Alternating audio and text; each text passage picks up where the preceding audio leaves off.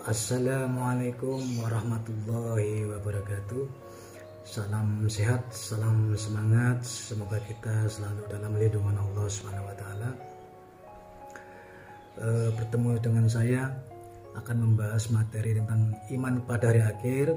Mudah-mudahan materi singkat ini bisa menambah wawasan kita tentang kejadian-kejadian hari akhir yang akan kita alami nanti.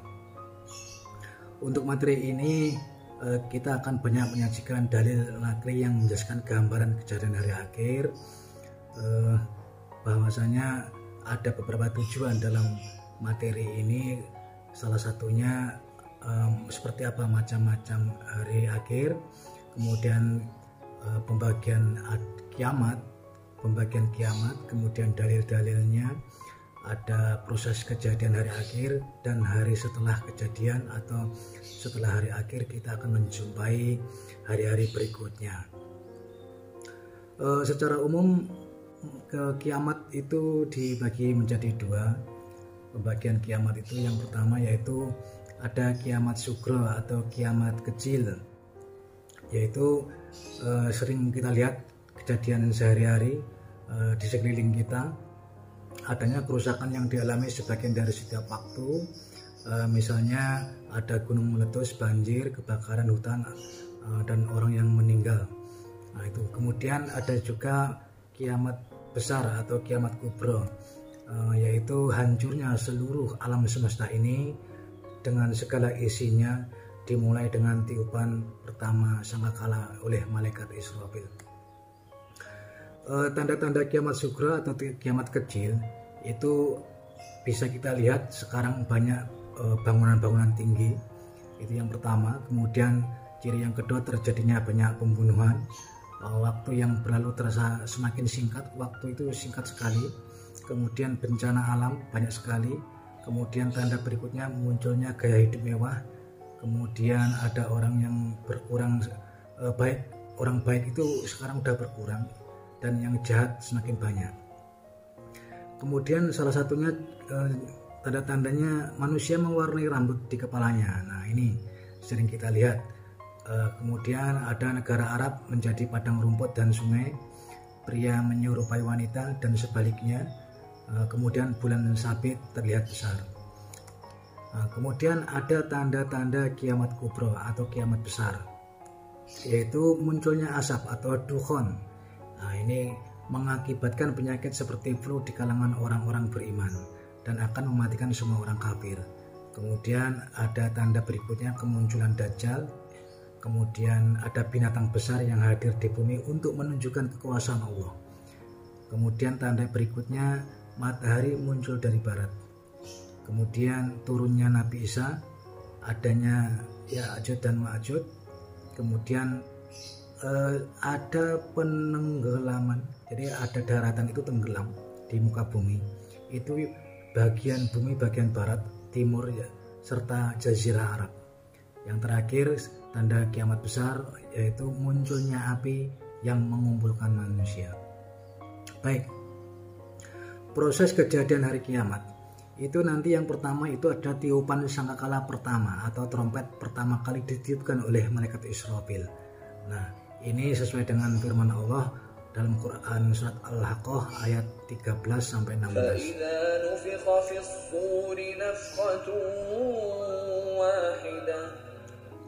وحملت الأرض والجبال فدكتا دكة واحدة فيومئذ وقعت الواقعة وانشقت السماء فهي يومئذ واهية. Nah, ini proses kejadian hari kiamat. Yang pertama itu ditiupnya trompet sangkakala yang pertama, yaitu dihancurkan, digulung muka bumi ini semuanya hancur, tidak ada yang sisa sama sekali. Kemudian tiupan yang kedua sangkakala yaitu seluruh yang mati akan dibangkitkan kembali sesuai dengan firman Allah Az-Zumar ayat 68. وَنُفِخَ فِي الصُّورِ فَصَعِقَ مَنْ فِي السَّمَاوَاتِ وَمَنْ فِي الْأَرْضِ إِلَّا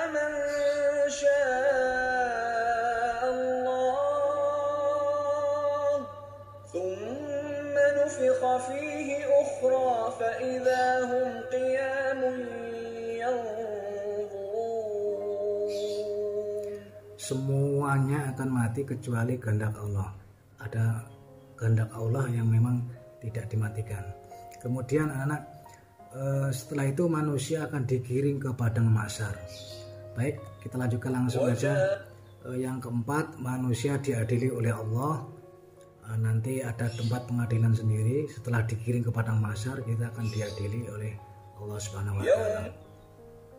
Kemudian kehidupan setelah hari kiamat itu kita akan menemui hari-hari yang akan kita temui, yaitu setelah kiamat nanti. Yang pertama adalah Yaumul Barzah. Ini sesuai dengan surat Al-Mu'minun ayat 100. Saya singkat aja, tidak akan saya bacakan ayatnya. Kemudian yang kedua yaitu Yaumul Ba'ats, yaitu di dalam Quran surat Al-Hajj ayat 7. Ini akan datang suatu hari, kita tidak boleh ragu, semua yang mati akan dibangkitkan. Ya, ini orang-orang yang meninggal sekarang di dalam kubur nanti akan dibangkitkan oleh Allah Subhanahu wa taala. Kemudian yang ketiga yaitu Yaumul Mahsyar. Ini sesuai dengan firman Allah dalam Quran surat Al-Kahfi ayat 47. Ini dikumpulkannya orang-orang atau mereka manusia yang tadi dimatikan tadi, setelah dibangkitkan maka akan dikumpulkan.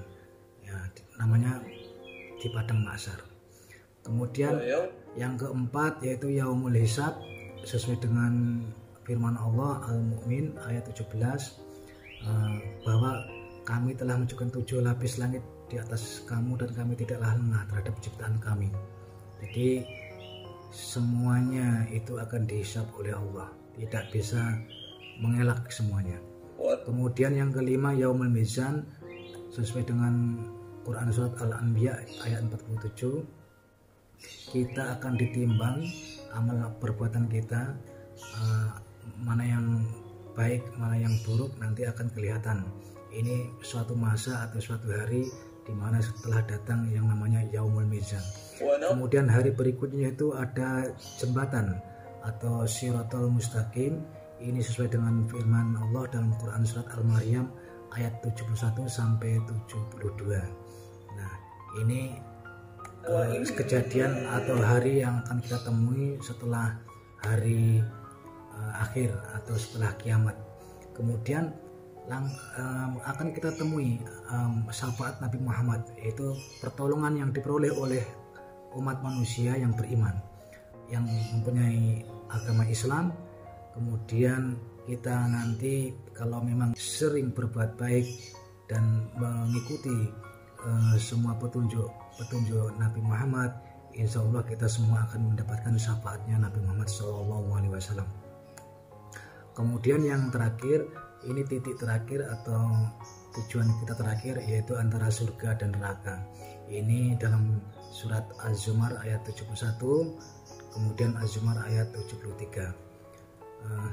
Baik anak-anak, itu materi singkat. Untuk dalilnya lebih lengkapnya bisa lihat, nanti kalian bisa download di deskripsi, kalian buka kemudian bisa di-download. Saya akhiri, wassalamualaikum warahmatullahi wabarakatuh.